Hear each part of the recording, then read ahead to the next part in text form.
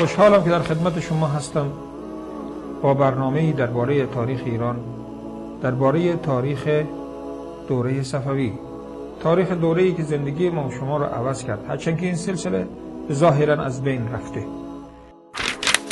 اتفاقاتی که تقریباً 500 سال پیش رخ داده امروز بر زندگی همه ما و شما تأثیرش هست.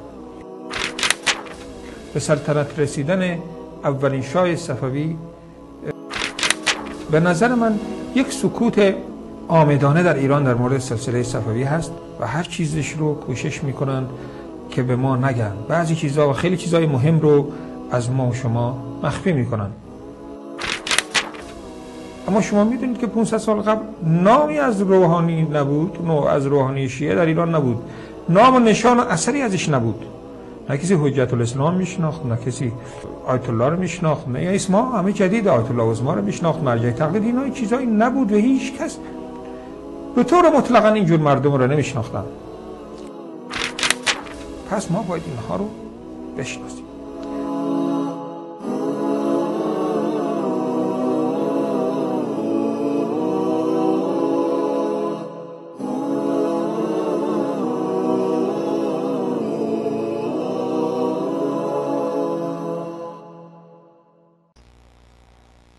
بسم الله و الحمد لله و الصلاة و السلام علی رسول الله و سلام بر شما بینندگان عزیز.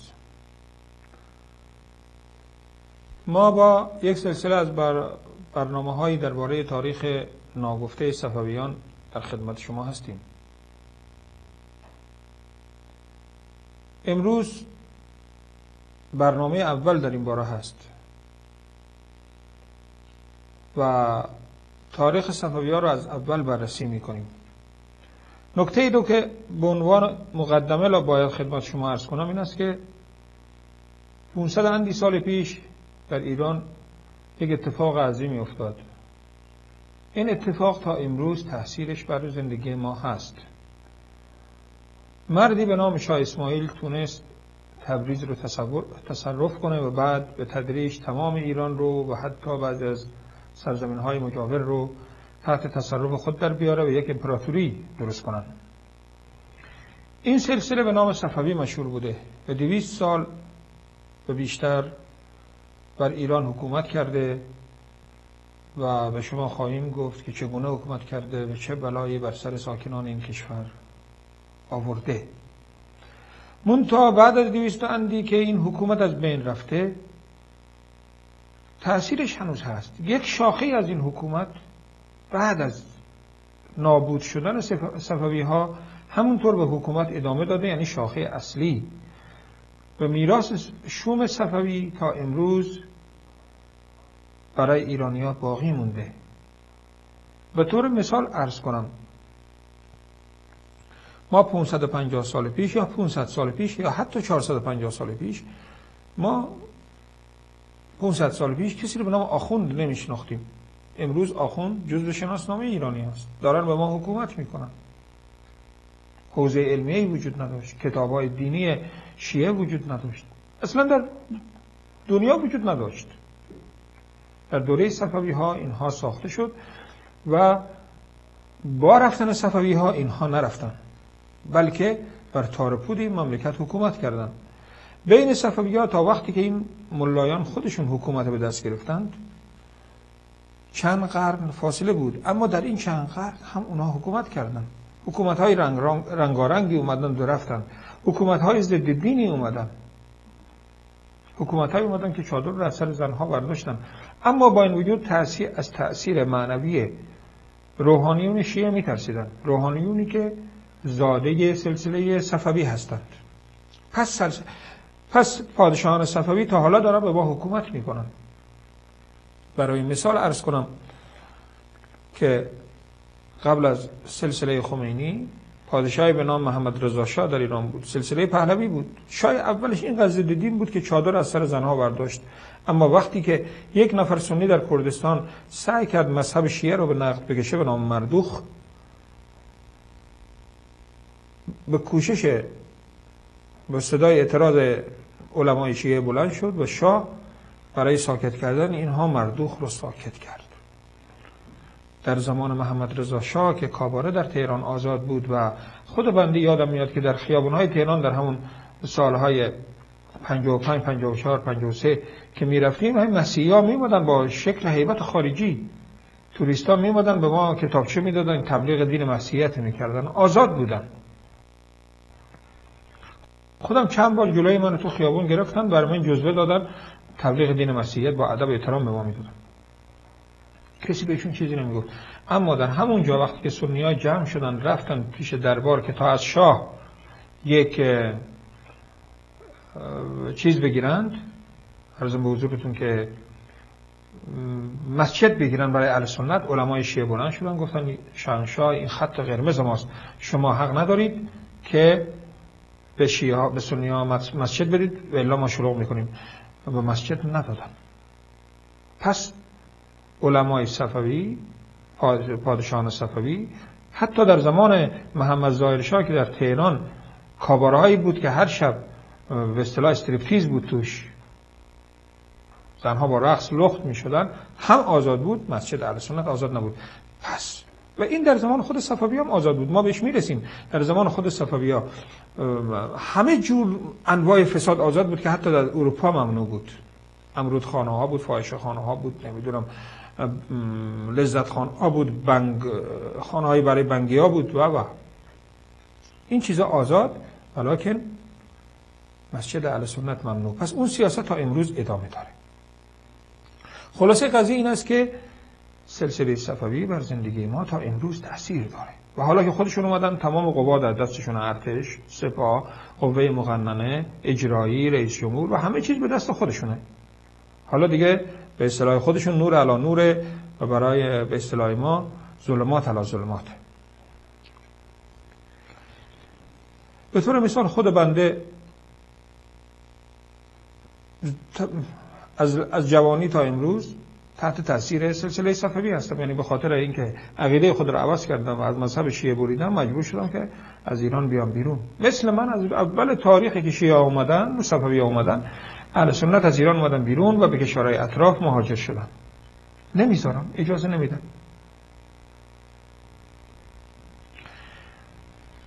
و مهمترین واقعی که خلاصه این صفوی‌ها برای ما آوردن این است که صاحب یک دولت شدن و تغییر مذهب شیعه از بین رفت. اما تأثیر صفوی‌ها فقط تا لحظه مرگ همراه ما نیست. عرض کردم از اول زندگی همراه ما بود تا امروز و تا لحظه مرگ این تأثیر گویا در زندگی ما خواهد بود. منتها بعد از مرگ هم بسیاری از شیعه ها دچار مشکل میشن، زیرا که شب اول قبر که از اینها پرسیده میشه که پروردگار تو کیست، اینها علی رو به مدد میطلبن و گرز فرشته عذاب بر سرشون خواهد خورد. پس تأثیر زندگی به خاطر اخفال که شدن، تأثیر پادشاهی شاه اسماعیل خان حتی در قبر هم دست از دامن ملت ایران بر نمیداره. پس بیایم و این بلای ایران ستیز و خانمان برانداز و دین برانداز رو ببینیم که چجوری وارد کشور ما شد. برای این ما باید تاریخ رو مطالعه کنیم و تاریخ صفویت رو از اول ما مطالعه میکنیم. این صفوی منسوب است، سلسله منسوب است به شخصی به نام صفی‌الدین اردبیلی. این آقای صفی‌الدین یک روستازاده بوده، یک دهقانزاده بوده، در دهاتی از دهات‌های اردبیل به دنیا اومد تقریباً 680 سال پیش. در سال 650 به دنیا اومد. 780 سال پیش این آقا به دنیا اومد و رفت و درس طلبگی خوند. خانواده شافعی مذهب بودن، سنی بودن. ایشون هم رفت که مذهب خودش رو یاد بگیره. اما در اون وقتا یک فتنه‌ای در ایران به وجود اومده بود که دونستنش برای شما لازمه. دین اسلام ظاهرا منسوب بود به ائمه دین، منتها عملا هوای نفس بود. گروهی به نام صوفی‌ها پیدا شده بودن، خیلی وقت بود که اینها بودن. به صوفی‌ها یک طیف وسیع هستند و اینا سعی میکنن آدمای خوب رو هم جزو صوفی‌ها جا بذارن، اما اینجور نیست. صوفی‌ها یک گروه گمراه بودن که در اون دوره دیگه گمراهیشون به اوج رسیده بود و میگم که گمراهیشون چی بود. و این آقا رفت شیراز که مرکز همین صوفیا بود و اونجا به تعلیم دین پرداخت. مثل که حالا که شیعه بلند میشه میره قم یا نجف، یا سنی‌ها بلند میشه میره قاهره یا مکه یا مدینه، یا فیلم مثلا در شب غاره هند به اینجاها میرن. اون وقتها هم مردم به مراکز علم میرفتن. مراکز علم صوفی‌ها کجا بود؟ در خانقاه‌ها داشتن در شیراز و افراد مشهور بودن مثل عبدالله خفیف و نمیدونم همین آدمایی مثل اینها، عبدالله فارسی و اینا، در اونجا سیر سلوک داشتن. پیر و مرشدی بود. خب ما با زندگی صفی‌الدین رو باید حالا بذاریم توی کنار، یک پرانتز باز کنیم و ببینیم که صوفی‌ها کیا هستن. چون این آقا رفته صوفی شده. مشکل ما از اینجا شروع شد که صفی‌الدین اردبیلی رفته و صوفی شده. صوفی هم منسوب به اهل سنت بوده. عقیده صوفی‌ها رو ما باید بدونیم. برای دونستن عقیده صوفی‌ها کافی است که من یک داستان خلاصه برای شما بکنم. اینا عبدالقادر گیلانی رو شما اسمش شنیدید. خودش آدم خیلی خوبی بوده، موحد درجه یک بوده. منتها اینها به چسبوندن خیلی چیزا. مثل که حضرت علی که حالا شیعه عقاید خود میچسبونن به حضرت علی، که حضرت علی که به اینا ربطی نداره. این همین چیز در بین اهل سنت هم هست که عقاید باطله خود رو میبرن پشت یک آدم خوب پنهان میکنن. چرا که میگه آدم خوب بوده پس این حرف اینه و مردم رو گمراه میکنن.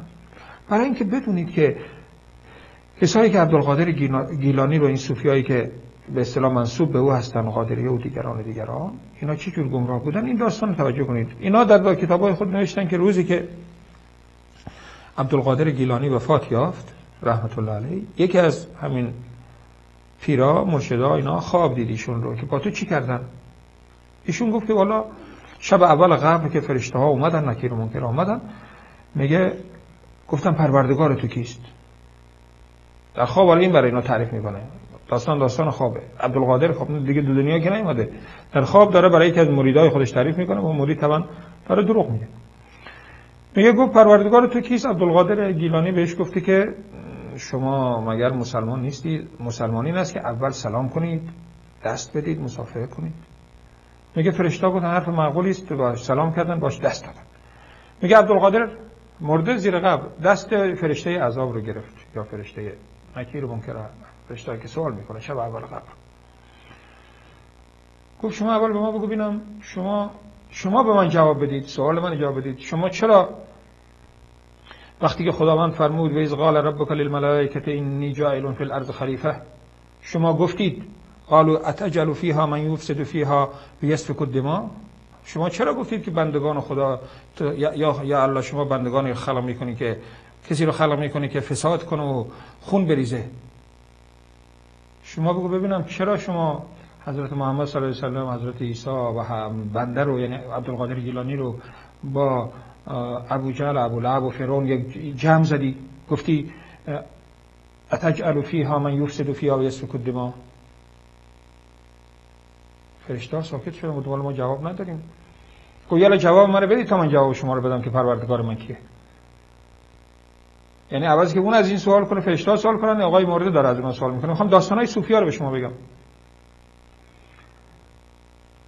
میگه فرشته ها گفتن که شما اجازه بده ما بریم بپرسیم از الله جل جلاله، بپرسیم، ما نمیدونیم جواب این سوال شما چیه. خب یکیتون رو ول میکنم برید، یکیتون همینجا پیش من باشه. دست یکیشون رو ول کرد، اون رفت، دست دیگر رو ول نمیکنه. حالا قدرت یعنی داره، میخواد بگه قدرت عبدالقادر مرده از قدرت فرشته هم بیشتر. این یکی حالا زندانی اینه، اون رفته در آسمان و به فرشته گفته که والا این بنده خدا از ما این سوال کرد، من جواب ندارم. اونا گفتن والا ما جواب نداریم. رفتن پیش خدا، خدا گفته که شما باید بنده من راضی کنید. و الله طبق گفته این انسان نادان، الله جل جلاله پیش عبدالقادر گیلانی شفیع شده و اون دست این فرشته رو ول کرده. یعنی این طور صوفی‌ها عقایدشون در هم بر همه که عوضی که این آقای عبدالقادر پیش خدا شفیع بشه، خدا پیش این شفیع شده تا این فرشته رو ول کنه. این داستان برای این گفتم تا بدونید که صوفی‌ها چه عقایدی دارن. شاید حالا یکی بگه آقا فلان صوفی خوب بوده، اون صوفی نبوده حتما. یک طیف وسیعی هست. این مشخصه صوفی هاست که اینها به اصطلاح مرده پرست بودن، بارگاه ها رو دوست داشتن درست کنن و شخصیت ها رو بزرگ میکردن. از این داستان شما باید بفهمید که اینها چی مردمانی بودن. اسمشون به خاطر این صوفی شده بود که لباس پشمی میپوشیدن و همین خودش نشانه گمراهی است، چرا که خداوند لباس نخیل هم برای ما حلال کرده، لباسای لطیف رو هم حلال کرده. اینا نه لباس پشمی میشنن یا نشان بدن، طبعا ظاهر خودشون نشون میدن که ما متقی و زاهد و عابد هستیم. طبعا این هم غلط بود، اما در عمل از همه دنیا پرستر همینا بودن که بهش میرسیم. خلاصه عقیده مهمشون این آقایون صوفیا فرقای مختلف دارن، 10 فرقه هستن. این بود که آقا ما به اصطلاح اختیار نداریم، هر کاری که اتفاق میفته خوبه بد از طرف خداست، یعنی جبریه بودن. این عقیده چونه که انسان در افعال خود آزاد نیست و به خاطر همین اینا پادشاهان رو ملامت نمی‌کردن. اگر پادشاهی ظلم میکرد اینا میگفتن آقا این همین تقدیر است و لازم است که این ظلم کنه و طبعا این باعث میشد که پادشاه این گروه رو دوست داشتن، چرا که وقتی در مقابل پادشاه ظالم نیستی، ظالمان نیستی و وقتی که اونها رو تایید هم کنی کارشون رو، کار غلطشون هم ثواب بدونی، چون که میگه این فعل خداست، اینا سایه الله هستن، لذا پادشاه خوشش میاد دیگه، خصوصا پادشاه ظالم. لذا اینها همیشه تحت حمایت پادشاهان زمان خود بودند. این گروه صوفیا این به خاطر همین دلیل هستش. و روش صوفیا هم حالا که صحبت از صوفیا شد تا برگرده به داستان صفی‌الدین اردبیلی، این است که اینا یک نفر میارن به نام مرشد یا شیخ یا پیر درست میکنن. این آقا بقیه میان و به نام سالک و رهرو و پیرو از این پیروی میکنن. این به اونا ذکر هم میده، یعنی ذکرایی بهش میده که هر چی که دلش خواست اون باید اطاعت کنه. به قول خودش با گفتن این ذکرها ساخته میشه. اطاعت مطلق از معلم دارن، کما که در داستانهای مولوی بلخی میاد که پیش شمس تبریزی رفت بهش گفت برو شراب بخر، ایشون رفت شراب بخره. داستان میاد نه حالا باز داستان اینجوری کرد که شراب آب شده، مقصود این است که اگه برو شراب بخر باید بری بخری. حافظ هم یک شعر داره به می سجاده رنگین کن اگر پیر مغان گوید که سالک بی خبر نبود ز راه و رسم منزل. حالا من نمیخوام بگم که اونها به این درجه گمراه بودن که این صوفیایی که منظور ما هستن در این دوره صفی‌الدین اردبیلی گمراه بودن، ولی میخوام بگم عقیده صوفیه به این صورت بود که مثل ولایت فقیهی که ما امروز میشناسیم، مطلقاً باید از ولی خود اطاعت کنیم. این مردم اون وقتها اینجوری بود که خیلی هاشون روزا کار میکردن، شبا میبادن تو حلقه صوفیا و خیلی کم از اینا اصلا شغلشون صوفیگری بود و شب و روز در این خانقاه درست کرده بودن، مثل حالا شیعه مسجد گذاشتن حسینیه درست میکنن، گمراهی اینجوری شروع میشه که مسجد ول میکنن. اینا برای خود خانقاهی درست کرده بودن دیگه، در اونجا میشستن ذکر میگفتن، هو میگفتن و به قول خودشون ترک دنیا کرده بودن. گفتم که پشمینه پوش بودن. اما چون که دستگاه‌های بدن انسان نیازهای اساسی داره، این شکم خدا ساخته، تو بگو من بهش غذا نمیدم نمیشه، اذیتت میکنه، آخر مجبور هستی غذا بخوری. همینطور بقیه اعضای بدن انسان و بقیه انسان احتیاج داره به اون چیزی که خدا ساخته باید عمل کنه. اینا از ذکرای بیخود و بی‌معنی آخر خسته میشدن، اومدن چیکار کردن؟ نماز گذاشتن. اگر 5 وقت نماز میخوندن به اصطلاح اون چیزی که میخواستن برطرف میشد. با اجتماع میرفتن، میومدن دنبال کار میرفتن، زن زندگی خودشون میرسیدن، اون وقت دچار این مشکلات نمیشدن. اما اینا میشستن هی ذکر و هی اعتکاف، هی ذکر و اعتکاف، آخر مغزشون خراب شد. کم کم اومدن در چیزای خودشون موسیقی و رقص و به نام ذکر خدا آوردن، که یعنی میگه ذاکر که از حال بی حال میشه اون وقت عیبی نداره سماع بهش میگفتن که آواز بخونه، رقص کنه، پایکوبی کنه. این میگه از خود بی خود شده. در حقیقت موسیقی رو به نام دین حلال کردن، دف هم آوردن و خیلی چیزا، آوازخونی رو، رقصیدن رو. خاطر چی؟ به خاطر اینکه انسان که راه طبیعی رو ول کنه، انسان دین اسلام دین فطرته، از فطرت که دور شدی و هر طرف که رفتی شب روز نشستی نماز خوندی هم دچار مشکل میشی. ساعه به ساعه است، یک ساعه برای دین، یک ساعه برای دنیا، دنیای حلال. ما برای همین میبینیم که بیشترین جرم ها در کلیساهای مسیحی اتفاق میفته. چرا؟ اونا میخوان غریزه جنسی رو نادیده بگیرن، میگن که کشیش باید به اصطلاح به این غریزه خود توجه نکنه و میبینی که میافتن تو چاله‌های بزرگ و هر روز میبینی که در روزنامه می‌نویسن که فلان کشیش این کارو کرد، فلان کشیش با نمیدونم با شاگردش این کارو کرد و پس دست افشانی و پایکوبی رو اینا وارد صوفیگری خود کردن، توی ذکر دستشمی میکردن. من میدونم این رو، من در جامعه شناسی که ما میخوندیم به ما گفته شد که هر جامعه‌ای به اصطلاح حرکات هماهنگ داره. تمام جوامع بشری تحقیق کردن جامعه شناسا حرکات هماهنگ دارن. این از فطرت بشر است. حالا بعضیا نامش رقص گذاشتن. این از فطرت بشر است که باید حرکات هماهنگ انجام بده. این رو اسلام برای بشر گذاشته نماز پنجگانه در جماعت. اگر واقعا این در فطرت بشر است اینطور که جامعه شناسا میگن، خب اسلام این رو گذاشته بود. اینا اینو ول کردن، مجبور شدن که رقص آواز رو و غزلخوانی و اون غزل‌های بی‌معنی رو به جاش بیارن. اما هدف اصلی از صوفیگری، هدف شیطان از صوفیگری و اینا این بود که عرضم به حضور شما که بنده رو مشرک کنه و اینها رو بگه که در بشری هست، افرادی هستن که در کائنات دست دارن، این شیخ و این مرشد قدرت غیر عادی داره، مریض شفا میده، تا توجه از خدا بیاد به صوفی ها. این هدف شیطان بود. اما هدف خود صوفی ها علاوه بر این جمع کردن پول بود. منظورم از صوفی ها مرشدها و پیراست. پیرها، مرشدها، اونایی که به اصطلاح شیخ میگفتن، شیخ طریقت، اینا از این طرف پشمینه میپوشیدن، خود از دنیا دور میگرفتن، از اون طرف میگفتن برای ما نذورات بیارید، هدایا بیارید. میبینید که همشون صاحب املاک وسیع هستن، کنیسه ها و بردگان زیادی دارن و این به یک، شما هیچ پیر و مرشدی رو نمیتونه پیدا کنید که پولدار نباشه. پولدار نه به معنی کم، به معنای خیلی زیاد. این داستان در یکی از کشورهای همسایه ایران اتفاق افتاد که میخوام، یعنی داستانی است که جالبه که یک شخصی اومد پیش یک مرشدی. اینجا در اون کشور مرشدها خیلی زیاده، این پیر به اصطلاح پیر میگن بهش. اومد پیشش و براش به اصطلاح $10,000 داد. دفعه بعد اومد $20,000 داد. شیخ گفت این پول رو، شیخ توجهش خب به پول بود، این عزت احترام کرد. دفعه بعد $30,000 داد. گفت شیخ، بهش گفت این از کجا میاری؟ گفت شیخ همش از دعای توست، اینا همه میگه از دعای توست. شیخ فهمید که این مرید خیلی بهش عقیده داره. گفت خب بالاخره بگو تو چیکار میکنی؟ گفت والا من نمیدونم یه تجارتی اسمش گرفت، حالا یادم رفت، که من این کارو میکنم خیلی برای من فایده داره. شیخ خب چطور است که پول منم در این کار بندازید؟ دید که این مرید خیلی به اصطلاح مخلصه. گفت که بذار هرس دیگه، میگه پیامبر ما فرموده که یک کوی طلا داشته باشی دوم میخوای، دوم دای باش. انسان این داره حریصه.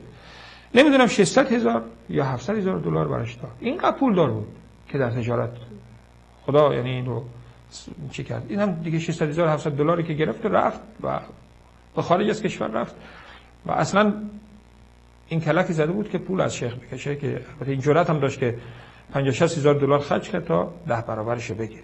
منظورم این است که همشون پول دارن. این مشخصه اوناست. شما به من نشون بدید یکی بگه من مرشد هستم، پیر هستم، پیر طریقت هستم، ذکر برای شما بده و میلیونر نباشه. علاوه بر اینها، علاوه بر پولداری، اینها یک مقام نیمه خدایی هم داشتن، احترام هم مردم میکردن، دستشون رو میبوسیدن، هم پولم بهشون میدادن. طبعا هر کس دوست داره که مرشد بشه. چرا این مقام مفت رو به شما گفتم، پادشاه اینا رو احترام میکردن برای اینکه اینها به اصطلاح ستون بودن برای پادشاه، که اونها رو مردم میگفتن که علیه پادشاه ها قیام نکنید.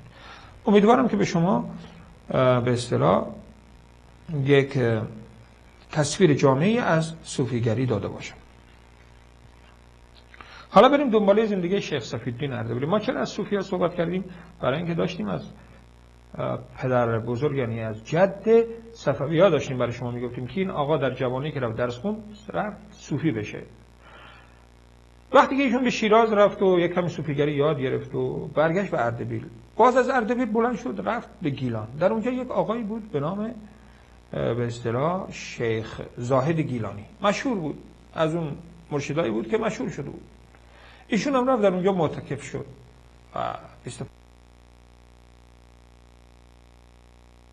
ساله بود تونست دل آقای شیخ زاهد گیلانی رو به دست بیاره و دستش میبوسید، به اصطلاح احترام میکرد و دیگه مرشد چی میخواد غیر از این که یکی مثل گوسفند تابع او باشه.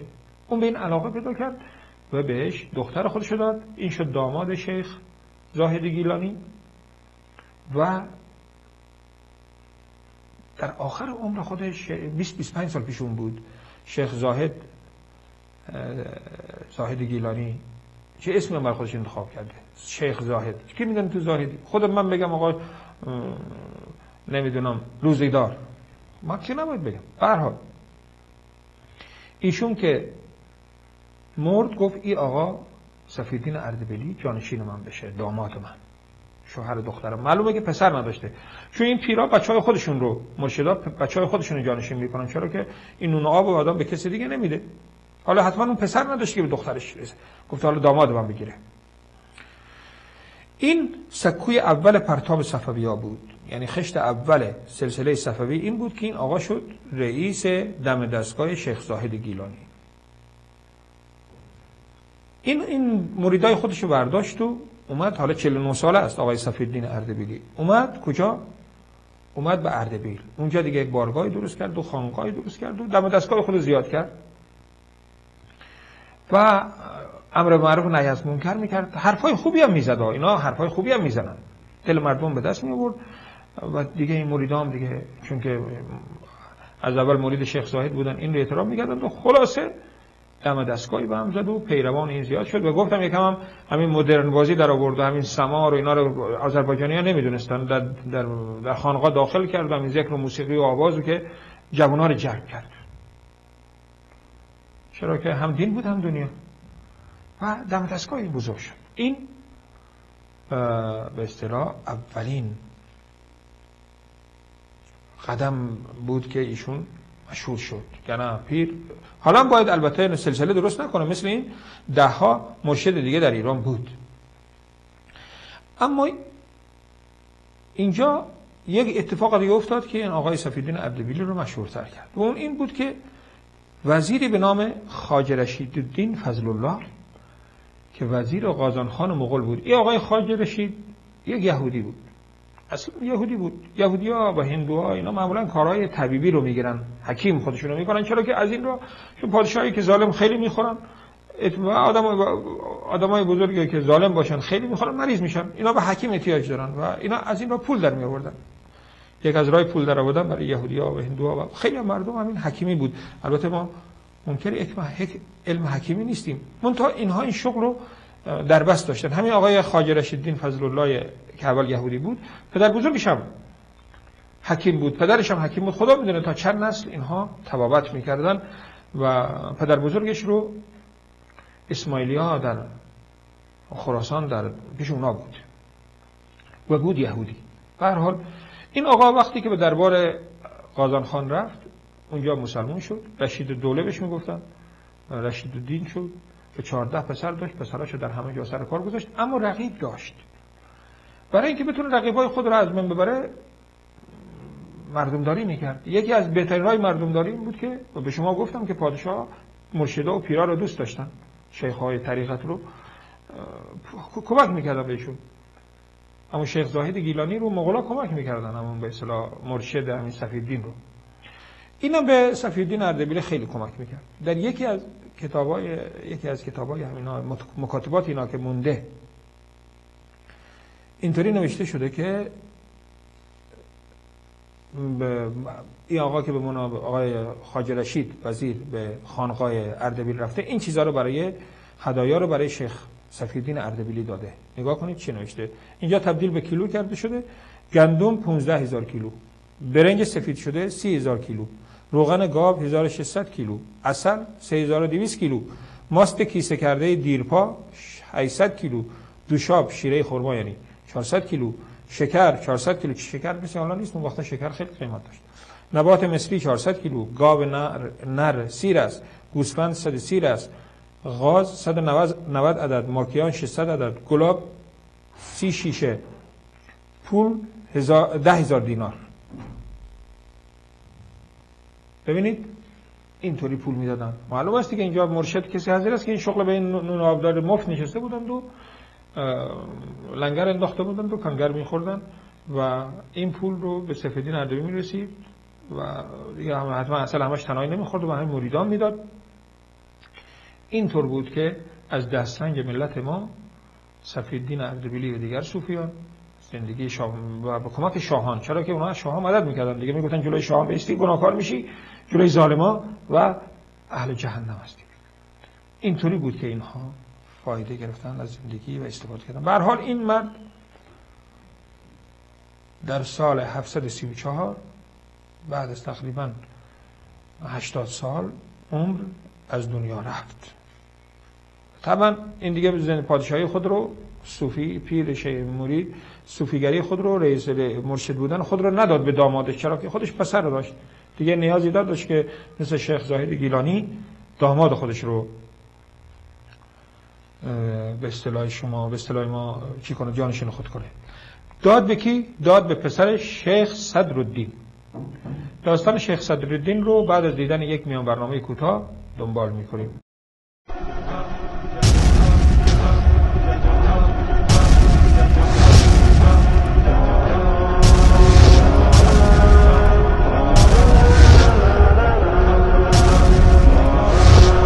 مثال حق جدا کننده حق از باطل. وقل جاء الحق وزهق الباطل إن الباطل كان زهوقا. بسم الله الرحمن الرحیم. قبل از میان برنامه گفتم که شیخ صفی‌الدین اردبیلی که مرد، پادشاهی خانقاه و دربار همین به اصطلاح مرشدی و طریقت رو داد به کی؟ به پسرش شیخ صدرالدین. این آقا هم 50-55 سال 60 سال در این دستگاه بود. کار که این کرد، کار پدر خودش بزرگ کرد این بود که سر قبر پدرش یک گنبد بزرگ ساخت که حالا هم هست این گنبد بزرگ ساخت. چرا؟ عقل مردم به چشمشون بود، مثل حالا دیگه اگه میخوان یکی رو بزرگ کنن برایش گنبد بزرگ میسازن، طلاکاری میکنن، ستون درست میکنن، قبر رو مردم میگه والا این حتما آدم مهمی بوده که همیشه قبر بزرگی برای ساختن. این هم یکی از وسایل جذب پیرو و مرید بود و این پولی که پدرش جمع کرده بود و بعد روز قیامت جواب میداد، برداشت عوضی که برای فقرا جمع کنه اومد و یه گنبد و بارگاه بزرگی برای پدرش ساخت، دم دستگاه خودش رو اضافه کرد. حالا مغول از بین رفته و تیموری ها اومدن ایران که میگم در این وقت در دوره شیخ زاهد گیلانی اینا و صفی‌الدین مغول ها اومده بودن ایران و بغداد گرفته بودن و دنیا در غوغا بود. بعد از اونها که رفتن ایران رو تباه کردن، تیموری ها اومدن. همین پادشاه تیموری هم اینا اصلا ترکا که بودن، اینا اجدادشون چی بودن؟ دین بت پرستیشون این بود که دین پرستش ابا اجداد بود. اینا وقتی که مثل امروز که یک موجه که میمیره فورا میبرنش ارشالا، اینا پدراشون که میمرد نیاکانشون اینا میگفتن نیاکان ما قدرت‌های جادویی داره. این عقیده در دلشون بود. وقتی که مسلمان شدن همون عقیده خود رو دادن به اماما یا به بزرگان دین اسلام. این صوفی‌ها همین کارو میکنن، بزرگان اولیاء میگه اینا قدرت جادویی دارن. لذا اینها به پیرا عقیده داشتن. تیمور با همه وحشیگریش و پادشاهان مغول و همه جنایاتشون عقیده‌مند بودن به پیر طریقت و اینا می اومدن به دربار اینا به پول میدادن و گفتم به خاطر که اینا همیشه مردم میگفتن که از پادشاه اطاعت کنید، به خاطر همین اینا رو دوست داشتن. میبینیم در آینده که اینا علیه پادشاهان قیام میکنن چطور اینا رو به اصطلاح گوشمالی میدن. وقتی که امیر تیمور اومد به دیدن همین آقای صدرالدین پسر صفی‌الدین، ایشون دستش رو چی داد؟ بازوی ایشان رو برکت داد و به اصطلاح که یعنی من قراره که بازوی تو قوی‌تر بشه و بیشتر مردم بکشه. این تیمور لنگ آدمی است که وقتی به اصفهان رسیده بود و مردم رو کشته بود، گفته بودن که یکی دیگه آدم دلسوزی گفته بودن که یتیما و بچهای یتیما رو بالای یک تپه بشونین که شاید دلت امیر بسوزه، یه فکری برای اینا بکنه. بچهای کوچیک بالای یک تپه نشونده بودن. وقتی امیر تیمور اومد از اونجا رد شد، گفت اینا کیان؟ گفت اینا بچهای همین یتیما هستن. میتونه که حرفی بزنه، اسب خود رو برد طرف همین تپه به سربازاش پشت خودش. لشکرش پشتش بود. و تمام از تپه بالا رفت، لشکرش هم بالا رفت، تمام این بچه‌ها کودک ها رو زیر دست پای اسبا، زیر پاهای سم اسبا له کرد. یه همچین آدم ظالمی این به دستش برکت داد. این سلسله پادشاهی با مردن صدرالدین در سال 792 یعنی تقریبا چند سال پیش؟ 435 سال پیش تمام نشد. بعد از اون پسرش خواجه علی سیاهپوش یعنی نوه صفی‌الدین به حکومت رسید که بازم که امیر تیمور بار دوم اومد به ایران، یک بار که ایران از بین حمله کرد دلش خنک نشد، دفعه دوم اومد هم پیش این رفت و به این هدایا داد. این آقای خواجه علی سیاهپوش هم 20 سال مفت خورد به عنوان پیر مرشد تا در سال 833 یعنی دقیقاً حالا 1433. ما در این تاریخایی که میگیم تاریخ‌های قمری است، توجه کنید. تاریخ‌های ما تاریخ‌های قمری است، یعنی دقیقاً 600 سال پیش این مرد از این دنیا رفت و پسر خودش ابراهیم رو جانشین خود کرد. یعنی این نوه بود، این نبیره صفی‌الدین اردبیلی. در این وقتی که تیموری از بین رفته بودن، قرقیونلو، سلسله قرقیونلو به ایران حکومت میکرد و یوسف پادشاه سلطان یوسف به اصطلاح هم به این آدم ارادت نشون میداد. گفتم اینا ترکا این چیزها رو دوست داشتن، تا اینکه این آقا هم بعد از 20 سال مرد و رسید سلسله به کی؟ به شیخ جعفر. شیخ جعفر و شیخ جنید دو برادرها بودن، اینا میشن نبیره های صفی‌الدین اردبیلی، در نسل 4 اومده. بین خودشون دعوا میشه. حالا دیگه دعوا سر ثروت شروع شد. جعفر گفت که من پسر بزرگ هستم، باید من به جای صفی‌الدین اردبیلی بشینم. جنید گفت نه خیر، من لایق‌تر هستم. بین این دو تا دعوا و جنگ شد. پادشاه جهانشاه پادشاه سلسله قرقیونلو، اون پسر قره یوسف، ایشون اومد و طرفدار جعفر پسر بزرگ گرفت. آقا این بزرگتر بیشتر حق داره، این باید پادشاه بشه. و جنید فرار کرد. جنید پیروای خودش رو برداشت و از ایران رفت به صحرای آناتولی در ترکیه. این جنید رفتنش به ترکیه خشت سوم به اصطلاح بنای سلسله صفوی بود، چون که در اونجا رفت و به گفته‌ای نوعی مذهب شیعه را قبول کرد و میگیم چجوری این رو قبول کرد، اونجا چجوری با قزلباشا یک جا شد. پس تا اینجا اینا شافعی مذهب بودن، تا اینجایی که حالا گفتیم. منتها صوفیای گمراه بودن. امام شافعی اگه زنده بود باشه از اونها بیزار بود. همونطور که امام ابو حنیفه در مذهب او در مذهب اون هم ایده هستن که صوفی‌ها زیاد هستن، اما اختلاف مذهبش هست. ایشون گفته قبر باید از 4 بند انگشت یا 1 وجب بزرگتر بلندتر نباشه. اما میبینید که صوفی‌ها قبور بزرگ به بارگاه میسازن. پس اینها منسوب هستن، مثل که شیعه منسوب هستن به مذهب حضرت علی، اینها منسوب کردن خودش رو به مذهب شافعی. شافعی از اینا بیزار، ابو حنیفه رحمت الله علیه از اینا بیزار. خب پس داستان شیخ جنید که قصه اصلی صفوی از اونجا شروع میشه، چون که مذهب تغییر میشه و مذهب شیعه به وجود میاد، رو میذاریم برای برنامه دوم این سلسله از برنامه ها که در اونجا خدمت شما عرض خواهم کرد. تا برنامه دیگر شما رو به خداوند بزرگ میسپارم. اقول قولی هذا و استغفر الله لی و لکم و لسایر المؤمنین.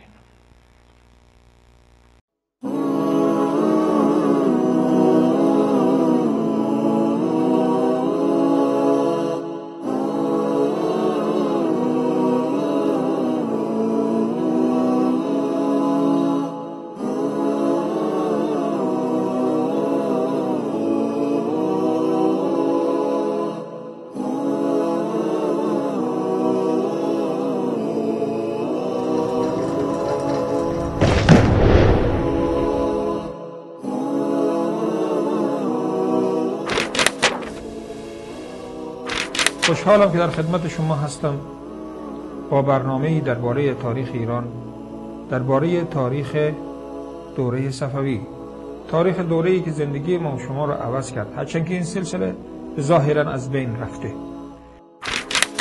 اتفاقاتی که تقریباً 500 سال پیش رخ داده امروز بر زندگی همه ما و شما تأثیرش هست.